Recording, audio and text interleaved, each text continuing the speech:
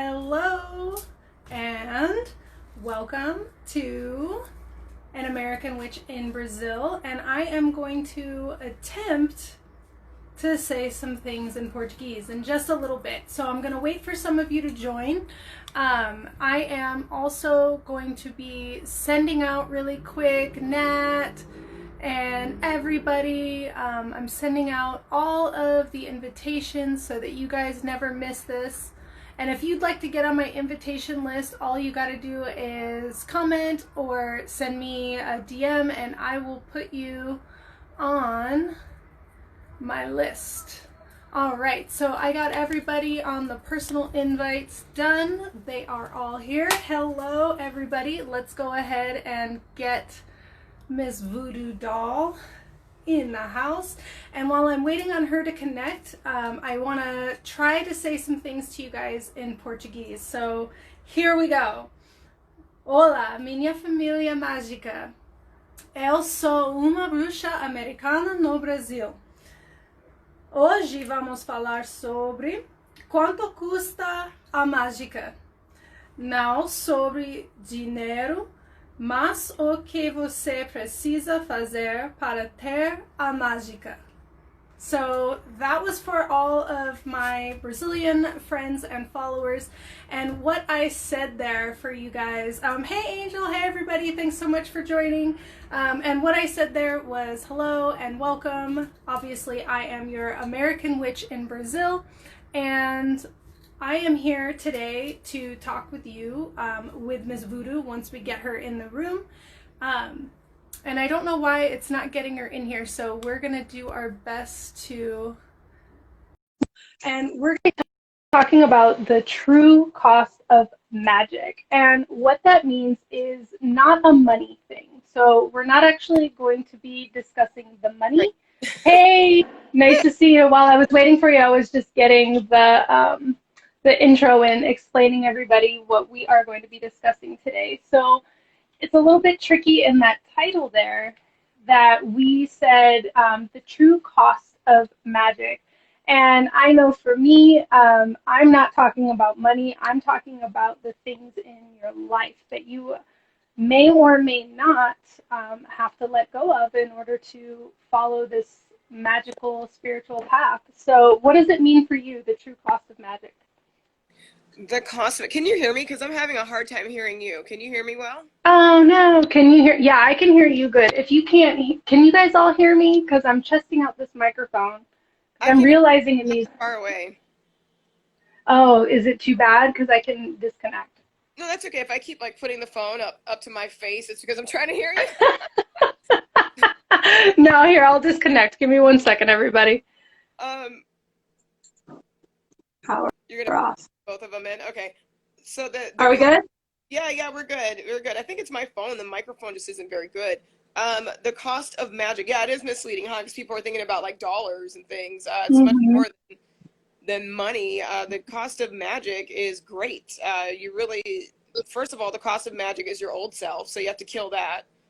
So expecting when you're changing, you're going to change your friends, your family's point of view is going to change of you. Like you'll go through a lot of little mini deaths of people that you thought would never turn their back on you or judge you. They will.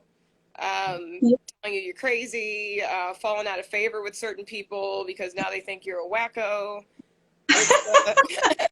I think I didn't really have that problem so much. I think everybody already thought I was a wacko. Right, now they're just like... So they were like, whatever, you're in another crazy kick, you know? Yeah, and that's another thing too that I also think is a part of this, because I think sometimes people are maybe family or friends, maybe you don't lose them right away because they are like, oh, it's just a phase. It's just another crazy phase that, you know, Brandy and Kaya or Ms. Voodoo are going through, right? Like, and that I think is interesting because you do have to start to shed yourself in order to follow this path. Like, you can't do this and still have the same mindset unless you already were a very spiritual, understanding, you know, open person before you pursued the craft.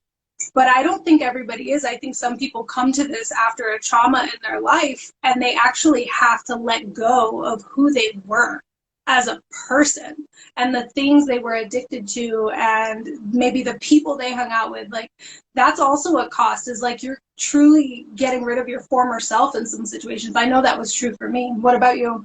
Yeah, well, I didn't really lose a lot of people because I started my practice and my business when I moved to a new state and city. So I was already alone because I don't have friends here. So it's like I was completely alone.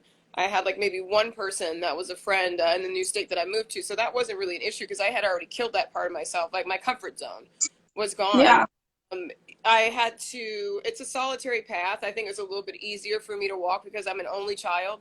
So I'm used to being alone all of the time. But for a lot of people, that price is super heavy to pay because it's almost like speaking another language, or you can relate to moving to Brazil and not speaking Yeah. Portuguese. When you start moving into magic and other people don't speak magic, but you do, you lose that ability to communicate with people what's important to you because you can't talk to anybody about it. They don't speak the same language.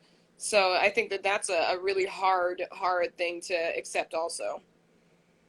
I completely 100% agree with that, because, and I like that you brought that up, that language issue, because that's something that I've actually been writing about in the book that I've been working on, is you actually become a part of a completely new culture on a completely new vibrational level, on a completely new perspective of the world. You're no longer even looking at the world from that same lens, right? Like, your social sphere has changed, because you're right, like, you can't talk to the same people in the same way, because what you want to talk about as a spiritual person is like, can we talk about what kind of spells we're going to do, what moon cycle are we in, hey, what sign are you, what's your rising sign, like, we want to talk about all of these things. And that's what I appreciate so much about you and I and our friendship, is that, at 3 o'clock in the morning when I can't sleep because I'm seriously contemplating quantum physics and how I can leave one dimension and travel into another, and is it possible in a dream state, and hey, what do you know about this? Like, I love being able to have you as a friend who I can use this language with, and we can have meaningful, deep conversations about our spiritual path, and that I'm so grateful for. Yeah, I'm grateful for it too. And then also you have like the perfect situation because your wife is amazing and she's a witch. So it's like, being able to have that support from your lover is paramount, and you have it on all sides. You have friends, and then your lover is also in the same field. So I think a lot of people have to understand that too, that you may lose your husband, or you may lose your wife, you may lose your boyfriend. They may try to take your kids. I mean, you don't know, because a lot of people don't have, healthy views of what witchcraft is, and that it's healthy, that it's, it's not about satanic sacrifice. I mean, not all the time. Right. But it's, I don't wake up in the morning splitting goats' throats. right. But it's serious. It's like, you could have married your soulmate, and that person is your perfect soulmate, and they really are your soulmate. But when you switch paths and you go to the left, they are no longer perfect for you. So now you have to be willing to leave that perfection, because now it's imperfect, and find your perfect soulmate on the left. And I think that's a lot of people sometimes don't realize, that you can't take everyone and everything with you when you start the path. It's a huge cost, and it is the ultimate sacrifice. And I think that that's the price that you have to pay to be able to tap into and use these energies and things that you're working with. Like, when they see that you've paid that price, your life, my life has been so abundant ever since I paid that price. But a lot of people turn back. They won't pay it. So it's the most expensive thing that you'll ever do in your life, is start seriously practicing witchcraft and dedicating yourself to it. Yeah, and trigger warning here, I'm going to talk about suicide and self-harm right now, so if there's anybody watching and you're not into that, please skip this part. I'll try to timestamp it in the comments so that you can completely miss it. But for me, what you're describing is what I refer to in my book as spiritual suicide, because you are actually, and it's hard, because I know for me, for example, I'm the type of person who I will when I'm on that next path in my life, I will just throw what will fit in a suitcase, jump in my car, and follow that path where it takes me. And when I did that, say on my spiritual path, you know, I literally had to do that, like get on a plane and move to a new country so that I could leave my entire world as I knew it behind. And essentially, I'm dead to all of those people who were in my life every single day, people who I woke up thinking about, people who I cared about, people who I hugged on a daily basis could not come with me on this part of my journey, on this part of my ascension into a new plane. And that is the highest cost, because I have paid that cost many times, but that's the cost you pay to be able to leave one dimension of existing to another. And that's why spirituality is it's such an individual endeavor for that reason, because you can't always take people with you. Now, I am very fortunate at this moment in my life, on the level that I'm in, and the dimension that I'm in, and the plane that I'm existing on. My partner, my soulmate in this dimension also is a magical practitioner. And for me, it's super fucking exciting, because I have never before, you're the first person I've genuinely shared my craft with. She's now the second who's seeing what I do on a daily basis. Had I always been given this freedom, and I hadn't been for many, many years, I couldn't wake up and go into a sacred space and do a meditation. For many years, I had to be in the closet with that.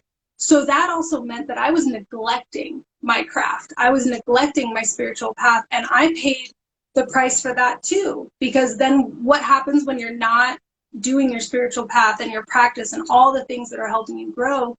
You fall back into addictions. You start self-harming. You actually think about suicide again, because what you're doing in this part of your life, like, you want to fucking die so that you can wake up in a new dimension and, you know, have a new existence. And that for me is what happened when I lost my spiritual path, because I wasn't willing to pay the price at those times in my life. I was holding on to really nasty, negative relationships that didn't serve me and that weren't allowing me to practice my path. I was trying really hard to impress my family and to be back with them. So I was doing everything from ignoring my gayness, ignoring my gender non-binariness, ignoring my craft, ignoring my creativity, and I suffered internally for that. And I think that finally when I decided, fuck this, it's not worth it, and I committed that spiritual suicide and I left everybody and essentially died to them, now I'm on this like way higher vibration. And it's incredible. Absolutely incredible. And, you know, you have to go through a super dark night of the soul to get there. Yeah, I mean, and a lot of people even trying to ascertain that and knowing that this is their calling. Some people, like you said, it's like some people honestly would rather just commit suicide and go through the pain of becoming who they need to be. So it's really important to have that type of support when you're transitioning, you know, and you can say, actually, you are trans if you're from human to witch. It is a transition. You are. That is beautiful. Yeah, that is beautiful. Yeah, you become a trans person and you need that support because you're learning how to be a new human being. You know, and even new body parts. Like now I have 3 eyes now. I have a third eye is open now, and I'm superhuman now. I'm not a regular human. So that transition sometimes can make people snuff out their lives before they get through that dark night of the soul, because it is so fucking painful. I don't even think we can explain to people that haven't experienced it how painful it is to transition, to walk in your truth as a magical practitioner. That is very well put, so eloquently put. And it's interesting to be able to say these things out loud and like to have this space to have these conversations, because it allows you to like really think about that. You know, it's like when we get to talk about this right now, like I'm just thinking about how I feel so bad that so many people have actually truly killed themselves when because they were experiencing so much pain in their life because they're different in whatever way they were different. And I've been different in every possible way I could think of since I was a kid, you know, and it's a painful thing because you feel so alone and you feel like you're constantly battling. You feel like you're constantly fighting to be heard. You feel like you're fighting daily for people to just respect you and your point of view. And like, hey, if you want to go fucking kill the planet, please, by all means, you know what, fuck you, go do it. But I'm going to go try to find as many people as I can through my spiritual path and my awakening, and finding more people like me, more people who are non-binary, more people who are lesbian, more people who practice, you know, the magical craft, more people who are professional practitioners, and we're all going to come back together and fight you. Yeah, your tribe. But I think what's sad is that, you know, there's so many people, like, I just think about these poor, you know, like, souls, these, you know, like, transgender youth. I find the suicide rate so high in there because what's actually happening to them is they're having an awakening. They're ascending to a plane where they understand gender is versatile, and, you know, that gender is a societal construct and that it's not part of what humanity was meant to be in its inception. It's something that was created by people and can be uncreated. And what's happening with a lot of these people who feel like they don't fit in this world and they want to exit it so fast, right? Because they just know there's got to be something better out there. There's got to be a place where I belong. There has to be somewhere that accepts me for who I am and supports what I'm trying to do, you know? And I think that if those people were able to overlook the negative societal view of magic and, you know, a magical practice as a spiritual path and as a way to understand that what you're going through is exactly what happens when you're transitioning to a new dimension, and when you're ascending and when you're raising your vibration, that pain that you talked about, that pain that's in there, that's you leaving this world behind and getting into the next one. And it's fucking hard and it fucking hurts. And some people just can't make it. And I don't know about you, but for me, like, I'd like to find a way, and that's what I'm trying to use this platform for, is like kind of like putting out that call or that beam from the lighthouse, is like, come find us. Right. There's more of us here. No, exactly.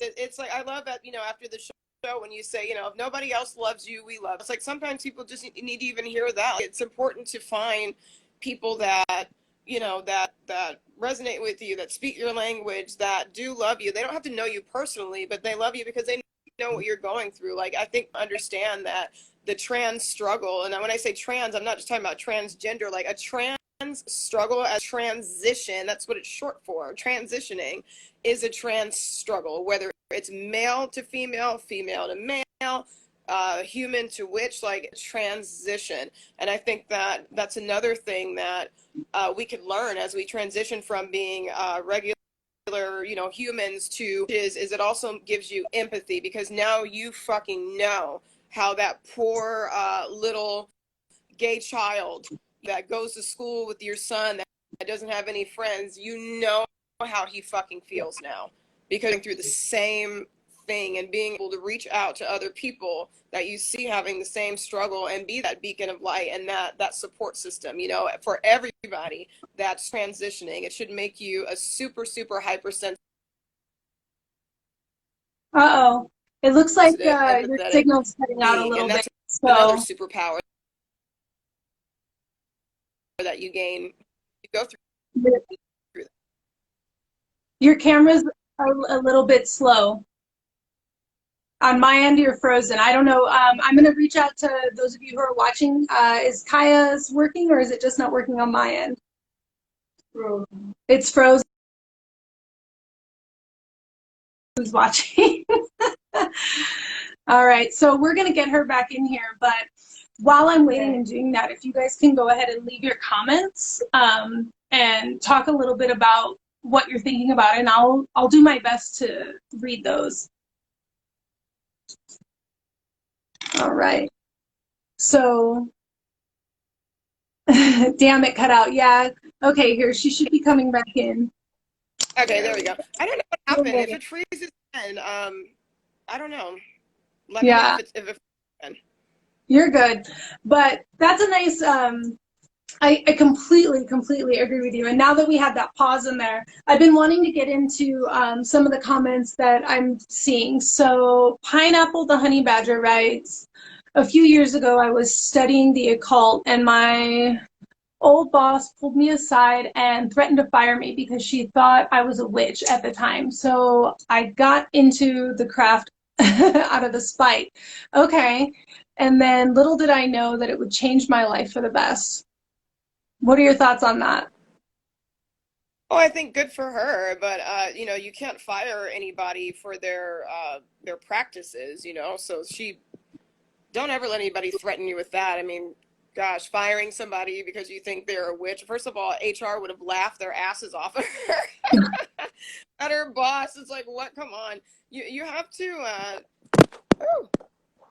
I'm like losing it today.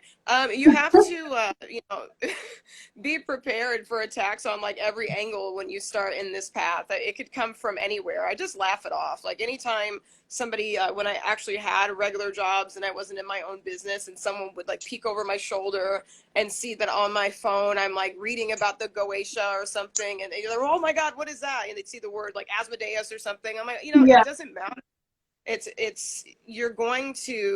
You cannot walk this path and be afraid of what people say. You can't be afraid of opposition because it's going to come from everywhere. It'll be your boss. It'll be, hell, the valet guy when he parks your car and sees you have the Necronomicon in your driver, you know, in the passenger seat. Like you can't hide who you are. It's just it's gonna happen regardless.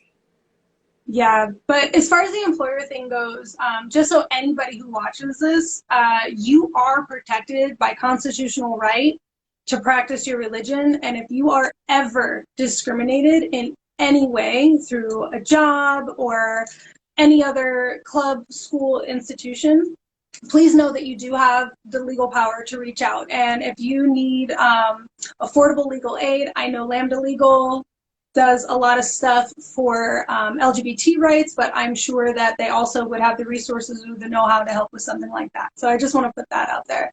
But my two friends say that. Go to your human resources department and tell them you're experiencing discrimination. Right. Now, saying that it's illegal and that it shouldn't happen doesn't mean that it doesn't happen. And I know for me, like, I've never personally, like, when I worked regular jobs, I never talked about it because I knew nobody there would even begin to understand. Again, it was like that language barrier. I knew that I couldn't even be friends with any of these people because you're not on the same page that I'm on. Like, we're trying to do two different things in our lives. And for me, that would get me in trouble a lot at work because although was an incredible performer and usually the top person at whatever it is that I did, I would get in trouble a lot because I had a hard time making friends. I had a hard time being friends with the employees. I don't want to fucking be their friend. I don't like them. Right. There is nothing about this person that I enjoy or like. Their vibration, their energy, their feeling, everything they talk about to the music they listen to. We are not going to be friends. And my spiritual path, my magical path guides me a lot in that way. And it forces me to like kind of out myself in a way of like just ostracization, you know, like I just don't want to fucking be around anybody. And that's something that I appreciated so much and what drew me to sex, you know, being a sex worker, being a stripper, being in the adult industry, being in the porn industry, because you're already so out from mainstream society that anything else you do from there doesn't matter. Like, right. I could walk around a strip club, and as I did, for anybody who knew me when I was a stripper, you knew I danced the craziest hard rock. I wore black leather and thigh-high boots, you know, like, and I slammed and clanked my heels, and I did pole tricks and all the good shit and jumped down. Oh, I was telling my wife the other day, like, my wife is just starting to learn about this past about me. So fun. But, like, yeah, and that's what drew me to that sort of industry was because I actually vibe so much more with those people because nobody in the club, no stripper, no customer, no anybody was ever going to think twice if I was like, yeah, I'm a witch. Like, I have imperfect love and imperfect trust tattooed on the inside of my arms. And I would get asked daily by customers, clients, whatever, you know, what is that? What, because it's hard to read. What does that say? And then I'd have to explain, oh, it's part of a, like a prayer for my religion. And then, you know, you have to get into your religion. Most people were just like, oh, that's cool. But Right. in like, mainstream society and like your 9-to-5er jobs and your regular people, worldly accepted jobs, I was like, I couldn't talk to anybody. I could not be myself. No, you can. And then that's another transition. Like when you transition from regular work into dancing into that world, everything's like in Technicolor almost, because it's just like this most amazing world. You know, it has its bad sides too, but you're truly accepted. I mean, I think dancers are the most accepting people on the face of the planet. They don't have that cap on their freaking head where it, you know, the Bible says this, like, no stripper is going to be in there judging you because you're gay or you're bisexual or whatever. It's just the most amazing world, and I wish the whole entire world was like a strip club. I really do. I wish like for like dancers where you could just do it. Honestly, if you could imagine if everybody and the freaking planet thought like strippers, we wouldn't even have labels that's like gay. We would have no problems whatsoever, because you know how to solve the problem? Champagne, bitches.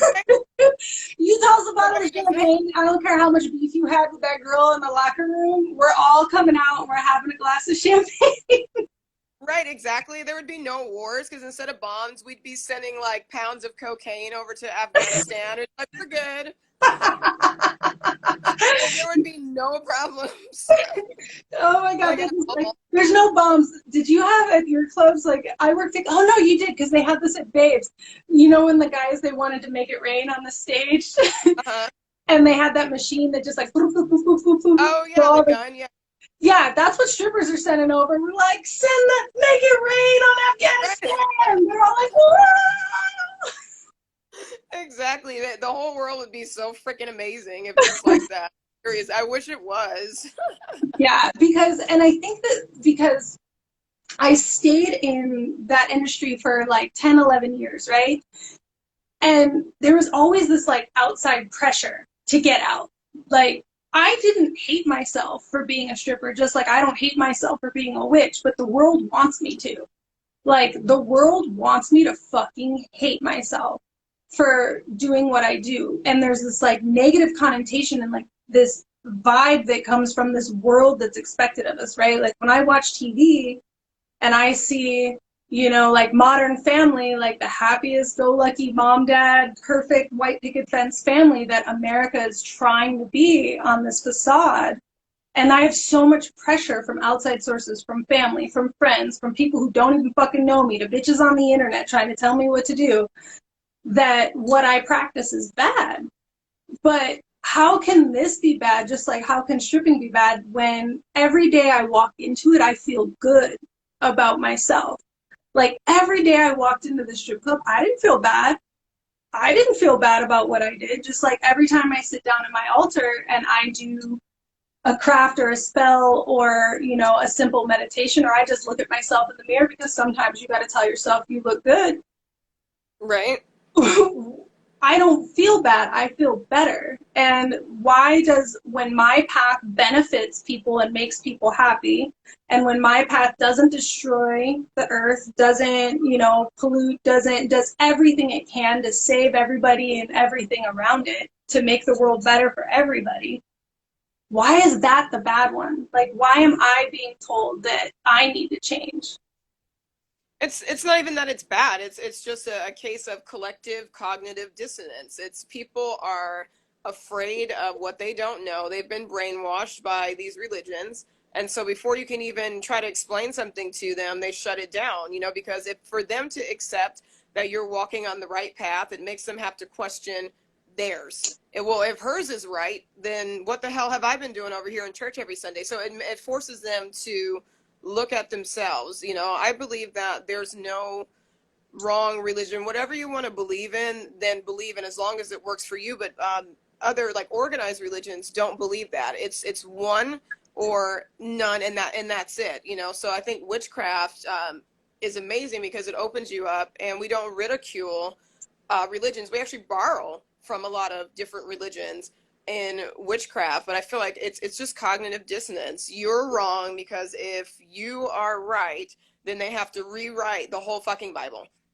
You know, so it's easier for them to tell you that it's wrong than to look at this, you know, 2000 whatever year old book and say, well, actually, you know what, that was written however many years ago, and possibly this is wrong. So they don't want to do that. They don't want to think for themselves. So we've just been trained as a society to, you know, this is right. You're told this is right when you're born. You're a Christian, you're a Catholic, you're whatever, and then everything else is wrong. And it's hard to break out of that brainwashing.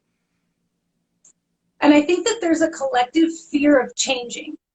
Like, it's interesting because the only thing that's constant, as we know as a scientific principle, the only thing that's constant is change, but it's also the thing that we as humans fear the most.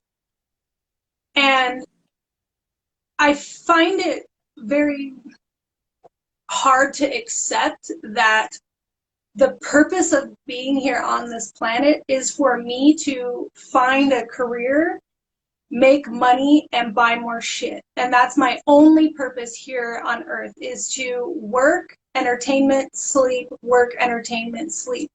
Like, that cycle doesn't help us as humans to evolve. And you're not supposed to evolve. It's like your purpose on life is to stay the same, because if you evolve, then you're going to stop working for other people. You know, you're going to start starting your own businesses. You're going to realize there's no such thing as a lack of food. There's no such thing as a lack of money. All this shit is designed. So if you break that design, what do they have? And I think that that's where we are, like, right now in this, like, geopolitical, socio-political time in history during, you know, the time of the virus and all the bullshit and all the political stuff. Like, this period that we're going through reminds me a lot of what happened in the 60s. It feels like that time is repeating itself, but just with different technology and different styles of clothes. Like, that's the only thing that's truly changed. And we're having that same battle again.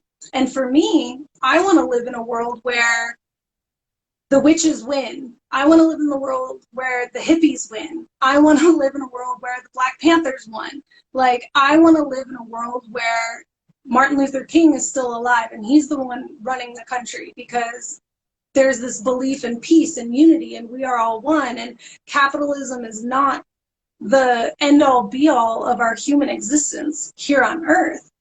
And I think what everybody in that who does believe that's all we're here for, that has been brainwashed enough to believe that that's our purpose as human beings, to build this environment that does nothing but live off of the labor of the poor so that rich can get richer, right? Like, that's all this society does. We're not ascending, we're not evolving, we're not becoming more in harmony with our environment or each other. But the magical path preaches that, right? Like, this particular spirituality, as well as every other majorly persecuted religion on the planet, is always something that goes towards more harmony, that goes towards no hierarchy, that goes towards no capitalism, that doesn't benefit the rich but actually benefits us all. And in one way, it's kind of like a socialist platform where, like, and we could live on like a gift economy, because, hey, I do this and I've got this thing and you need that. So how about we do a trade, and, you know, everybody can have what they need, because everything that exists on this planet, all the resources that are here to provide life for us, will exist whether or not we charge money for them. Correct. That is true. So why are we all continuing to play like this money game? And that goes into, you know, a lot of spiritualities, a lot of spiritual paths. I can't really think of any in particular that do say the way into heaven is to have the most money. The way into your next life is to make sure you had the most money and bought the most shit. Like, I can't think of a single religion where that's the goal of your life. But instead, the goal of your life is to improve yourself, become a better person, do good for other people, help the planet, live in symbiosis, and like a magical path guides you in that way. And it's so persecuted because they're so afraid that we're going to take the only thing they have, and they think all they have in this life is money. Like, they're so afraid of us because they know that they're going to have to completely change their perspective, and they're going to have to go through that dark night of the soul, and they're not ready. They're scared.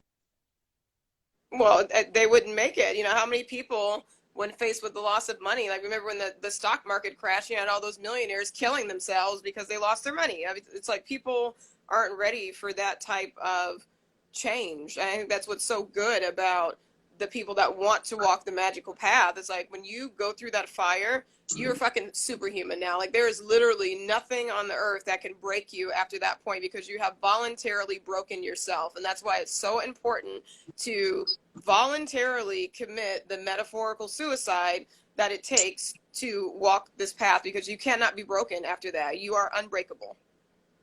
Exactly. And the biggest spiritual leaders that like we all look up to, right? Like, if you think of anybody who you idolize as a spiritual leader, I don't think that they're, in my personal opinion, they should be the richest person in the world, like a Joel Osteen, you know, like living in this palace and having this grand church and all of these things, when, you know, but when the hurricane hits, they don't open the doors to let people come in and stay. Like, to be forced to do it. Exactly. That's a man of Christ that had to be forced to open the doors of the church that the community paid for, and his Lear jet, he had to be forced to let them in because they were poor black people, and that's not his jam. You know, because of course, if you're poor and black, you can't get into heaven.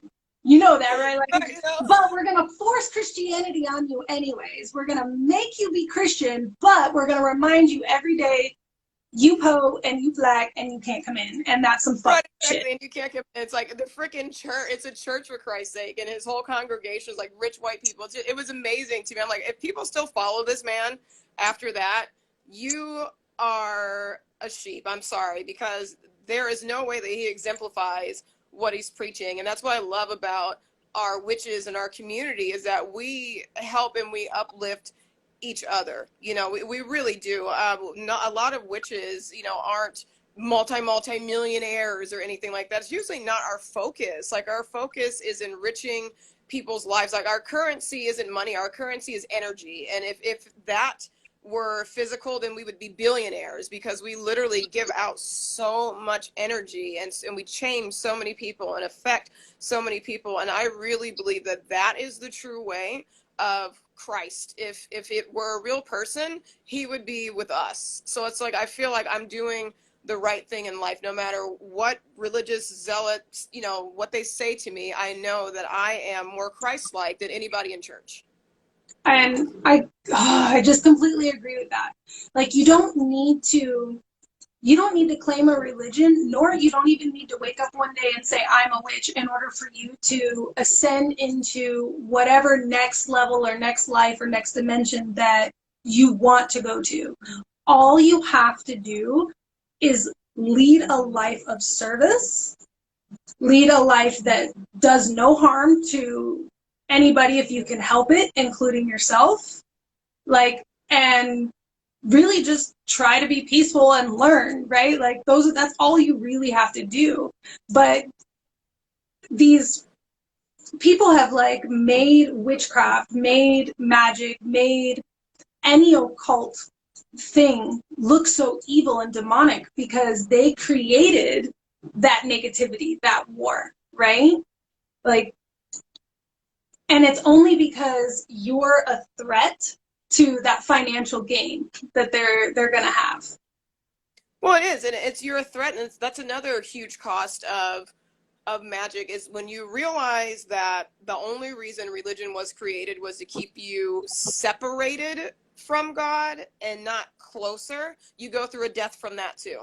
That makes you depressed as fuck. And then when you get past that and you start realizing that I don't need to depend on, you know, going to church or a book or whatever, that was keeping me weak. When I start manifesting, I have not only given myself more than I've ever had in any, all the years I've gone to church begging, I've also been able to help other people manifest in theirs abundance. So when you are subscribing to religion or whatever, that keeps you in a position of lack. The only people that are benefiting greatly from religion are the ones that collect the plates at the end, dump it out, and put it straight into their bank account. Everybody else is in a position of lack. But when you leave that and you become the power source, instead of believing that this thing out there is the power source, then you live in abundance. You help your mom live in abundance. You help your friends live in abundance. You help people that you don't even know live in abundance. And that's the huge threat. That's why they killed us. That's why they chastise us. That's why it's demonized, is because the real truth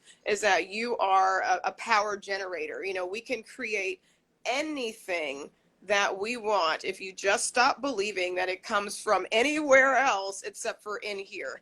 So you've got just so many deaths you have to go through to get the rewards of walking this path. And that cost, I honestly believe there's no person that can hold on to religion and be a successful witch. You cannot do it. The cost is you have to become a religionless. You don't have to be an atheist, but you have got to kill that fucking religion in you. You cannot hold on to religion, and you have to be able to withstand the pain of losing that congregation, that religious church, that support, that the Sunday school, whatever thing that you're used to, the group support, and get out of that herd, whatever, and be able to walk on your own. Because as soon as you start walking on your own, you'll start manifesting, you'll start trusting yourself more. But when you are in the group, and the group is always, like sitting there with their hands out to the preacher or to God or whatever, and waiting to receive a blessing, you're always going to be in a position of lack. Yeah, exactly. And I think that in that way, if you're always in that position of lack, you're always going to be looking at what the cost is of pursuing magic more deeply, right? Because then you're going to be so aware, and you're going to be so still attached to all of those things that were comfortable in your life. And it's hard to leave comfort.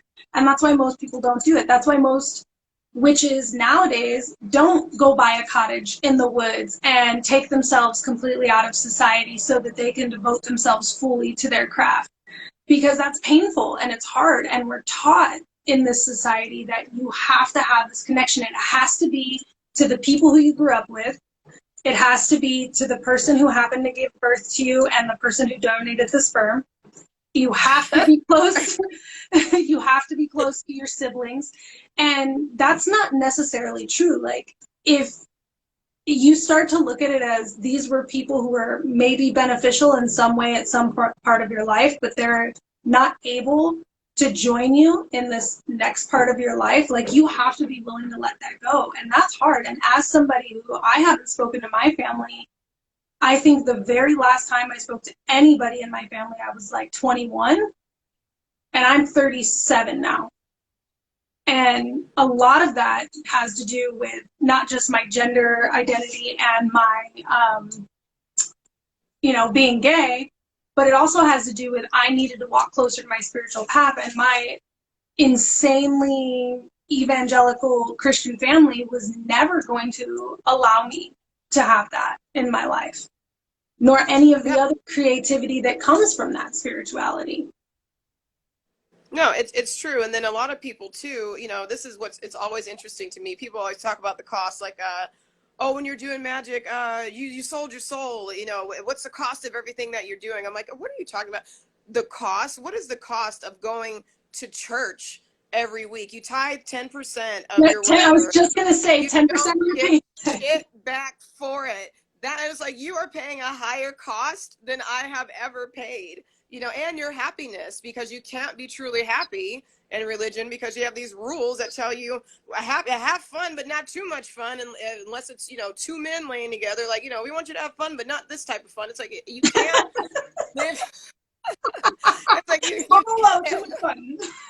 Right. Now, now you're having too much fun. It's like sodomy, not that much fun. It's like you can't truly live your life as a divine human being. That we're here for a reason. Did you know that I forgot what they say, like how many chances it is that we're born. Like, you know, we beat out 500 million other, you know, eggs or sperm or whatever to be in this life. You are here for a reason. Why would you ever let anybody put restrictions on your life and restrictions on who you are? Like, we're all divine beings, you know, and I don't care what religion you believe in. There's no truth to anything. We don't even know where the fuck we're from. Like, you know, we have these religious stories telling us, oh, God created whatever. We don't know that for a fact. Right. So why would you accept that as the truth and not, you know, exercise as much as you can as a being in this dimension?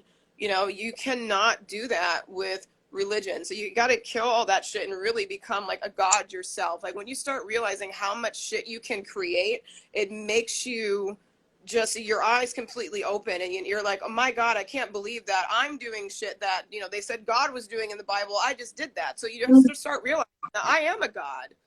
You know, you are a god. We are all gods. There isn't just one God, you know. But then you start talking like that, and now you have no friends. Your mom doesn't speak to you anymore. Oh, and you you know, get diagnosed as schizophrenic, like I did. Diagnosis schizophrenic. You know, now you have a restriction on your fucking license, getting visitation for your kids because your husband thinks you're fucking crazy. Out on a day pass. Right, exactly. Out on a day pass. It's like, it's serious. It's like, you can lose everything, you know. You really can just lose your whole entire fucking life if you go about getting on this path the wrong way. You have to be, let's talk about that. Like, how cautious do you have to be? Not saying practice in private, but how cautious you have to be when going on this path to make sure you don't end up fucked up like that, you know?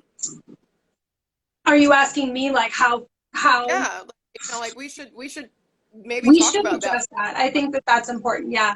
And sorry, I was looking down earlier. I just like, you make me think of things and I'm like, fuck, I gotta get this thought out. I gotta get it out now. I do it to my wife all the time. She's talking to me and I'm like, I'm listening. I got it. Hold on. Right, I'll get back to it later. Yeah. But okay, so to address that, like how cautious should you be so that you can try to avoid this cost? Is that what You're never going to avoid the cost, but you want to do it the best way possible to not harm yourself. You don't want to cause yourself any harm. And, you know, you're already hurting yourself by the death you're going to go through, but you don't want to go through it the wrong way. We don't want to be diagnosed schizophrenic. We don't want to, you know, lose our kids or something like that. Like, you have to be very cautious in who you trust when you're going on this path. Like, normally when we experience a miracle, like, you know, you do your first ritual and it was a healing ritual and now your friend's cancer is gone and you know damn well it was you that did it. You cannot go run and tell everybody on the planet that you just cured your friend's cancer. You have to do it in the proper channels, proper circles, proper company. And I think that first and foremost, what has to happen is for you to have an awakening, an awareness, a realization that you are a god, you can do these things, you have all of the universal power already inside of you. You are a quantum being as well as a being in the macro world. Like, there's so much more to you than you understand, but we're not taught that, right? So what's dangerous is you start having these realizations. You start feeling different from everybody else. You start realizing you're not seeing the same reality as other people.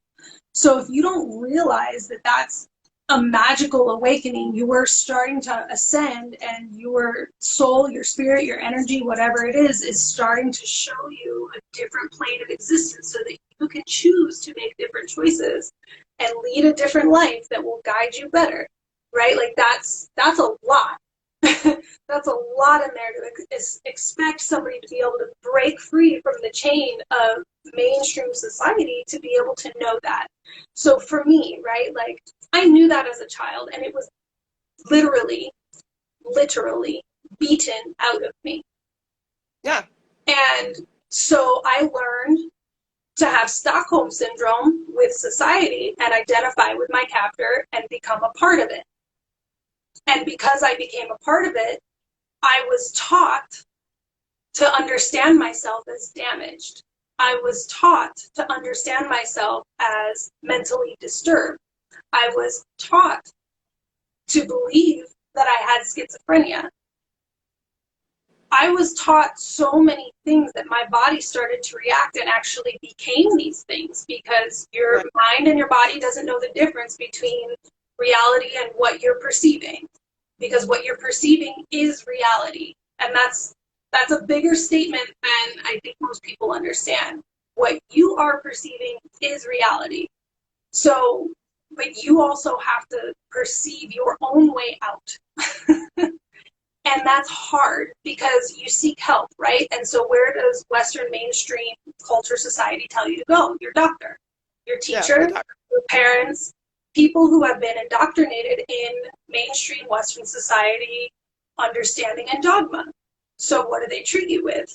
Those solutions and those diagnoses, right?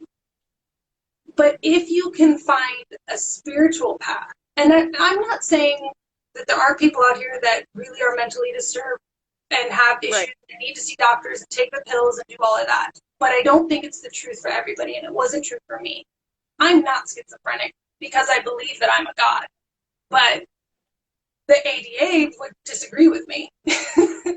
Right, or that you hear voices, you know, no, I'm not schizophrenic, I'm fucking clairaudient, you son of a bitch. You know what I mean? It's like they don't understand that. And it's when you're a child, you're helpless because you're stuck to your parents. But as an adult and you start walking this path, it's important to know who to talk to. Don't talk to your husband if he is not another witch or another believer, because you're just going to red flag him, and now he's in your ass. Every little thing you do, he's one step away from calling and having you carted away from your kids. Like, you have to, we're not saying practice in private, but you have to be smart about how you practice. And if it gets to a point where you're like, I'm fully dedicated to this path, then you're going to have to realize that you may have to sacrifice that relationship. You may have to leave him because he's never going to support you, and he's going to fight you, and he's going to try to beat you back into submission. You're schizophrenic, you're sick, you need help. And you may start believing it because you want that relationship to work. Don't fall back into the fucking trap.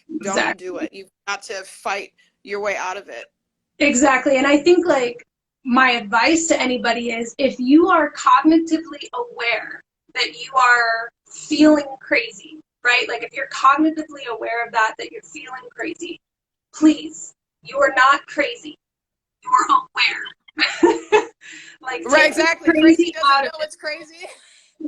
Right? Like, if you're actually crazy, you don't know you're crazy, and you can't do anything to help yourself. But if you realize that you're seeing reality different, seek a spiritualist, seek a magical practitioner, seek someone who is not going to try to take all of your money so that they can do things for you, right? But seek somebody who is going to teach you, educate you, give you knowledge, right? Like, that's my advice. Just like you said, like, no, you can't go talk to these westernized doctors if they're not part of the spiritual path, because they will diagnose you as being mentally disturbed. So if you're cognitively aware and you're choosing to go and talk to this person about your depression, your craziness, your visions, your audio, anything, you're becoming aware. Seek a spiritualist. Yeah, and a lot of us, depression is another thing too. When you start to walk this path, depression is another cost of walking this path. You will have some horribly depressed days too. You don't need Xanax. You just need to find support in people and not medicine, because the depression is from, like you said, the ascension, the shift in reality. Things aren't the same. You're going through fear. It's completely normal to be depressed when you start to go through this, and you need to really seek out support in people and not medicine, I would say. See, now, I'm somebody who actually does take antidepressants, but here's my advice for antidepressants. 1, do your research and figure out which one is the right one for you. Don't just let your doctor prescribe you some shit, because they're just going to toss you whatever the latest sales rep pitched them a good deal on, period. Right. Okay? Secondly, they're a bridge. They should not become permanent in your life. If you need to take an antidepressant to get yourself chemically stable to the point where you can experience relief from whatever symptoms you're feeling, and you can feel what life is, good, do that. Use that to help you to figure out what other things in life continue that feeling for you. What good things, because it's not drinking, it's not doing drugs, it's not going out and breaking the law and, you know, doing, well, there's good breaking the law, but you know what I'm saying? Like, it's not doing bad things. Like, figure out what good things in your life, walking in nature, doing meditation, working on spells, doing research, going to school if that's your thing, you know, like learning a craft, learning a trade, finding things to be proud of, doing art, dancing, like figure out what things increase those chemicals in your body, because that's doing magic. That's like literally exactly what doing magic is. Like, you're creating an actual physical change in the plane of your existence so that you can ascend as a human being into a better life.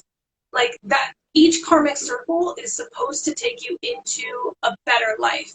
And if what you're doing right now in your life isn't doing that, you're paying the biggest, like you said, the biggest fucking cost there is. Because you, oh no, I think we're losing Kaya. There we go. Because you're choosing to stay in this dimension. You're choosing to stay in this perception of reality. You know what I mean? So, like, my advice to people is, first, know that you're awakening. You're going through an awakening process, and you're coming out of a dark night of the soul. Because everything that you had before that was your dark night. You're coming out. Seek a spiritualist, seek somebody who's going to teach you, seek resources, and seek things that make you feel good and happy and do good things for other people. And you'll get through it. That's like the dipping the toe in, right? Like, I think what hurts the most is when you choose to make a giant shift in your life from one thing to another, right? Like, as a transgender person, if one day you're Tom and the next day you're Tammy, like, that's what hurts the most for people, because there wasn't time to adjust. You weren't able to kind of like dip your toe in and get yourself into that new dimension. And it works for some people to make that, like, today's the day I'm doing the switch. Today's the day I'm quitting cigarettes and I'll never go back. Today's the day I'm doing this. But that fast change always hurts the most. It's like a lobster in a pot. If you cook it slow, they don't try to get out, because they slowly adjust to their temperature. Before you know it, it's too hot and they've changed. They've transitioned over. But, you know, if you throw them into a boiling pot, it hurts, obviously, right? So you jump out. You don't want to be in it. You try to get out of it. And I think that if you're having a hard time in whatever stage of this transition period is, or if you already are practicing and you've gone through it already and you're trying to learn how to deal with it, like, people may come around if you give them time, right? Like, if you guide them slowly and give them little bits of information here and there, and you kind of like dip the toe in. I find that people usually are more accepting in that way, but if you just kind of throw it in people's faces, sometimes that can be off-putting. And you have to be respectful of the fact that not everybody has had the opportunity in their life to become awake like you have. You have to recognize that their social circumstances and that their position in life, privileged as it may be, fucked up as it may be, is their only perception of reality. They have never seen it from a different perspective. So you are an alien to them. You're a fucking shock to them. You are a shock to everything that they believe that is right and good in the world. And I'm not agreeing with that, because I don't think that way is the best way. But I'm saying, like, as somebody who's more awake, just like, if you're the most advanced snowboarder coming down the hill, it's your job to avoid the people on the bunny hill, not their job to avoid you. Right. So and you also, have to take some responsibility. You're not responsible for anybody else's comfort. If you have to rip that Band-Aid off and the next day you come with your head wrapped like a voodoo priestess and this is who you are now and that's what you're comfortable doing, then fuck them. That's what you're comfortable doing. But be prepared for the fact that they're going to be like, whoa, whoa, whoa. Well, you may get more rejection, but do things at your own comfort level. I mean, it's just got any sort of transition is just, it's fucking horrible. It would be like the first day becoming a trans, male to female or something like that. And that first day you try to go out in your skirt and heels and you want to vomit because this is who you truly are, but you're so afraid to step out into that new reality. It is no different becoming a witch. It's the same. You're gonna want to be sick to your stomach before you tell someone, or started my own business, I do voodoo now for a living. Now, what the fuck, bitch? It's like it's the same, it's you're so like raw and sensitive and insecure, but you will get your legs and you'll begin to run in your new life and your new dimension. Exactly. So with that, we've got 26 seconds remaining. I love it that we made it through as I know, the exhausted whole as we hour. both were. So I'm just going to quickly plug, go to our Instagrams, go to our YouTubes, like, share, comment, do all the things that you know help us do better. I started a Patreon page. The link is in my bio. Please come over and join us, and we will see you guys next week. Thank you.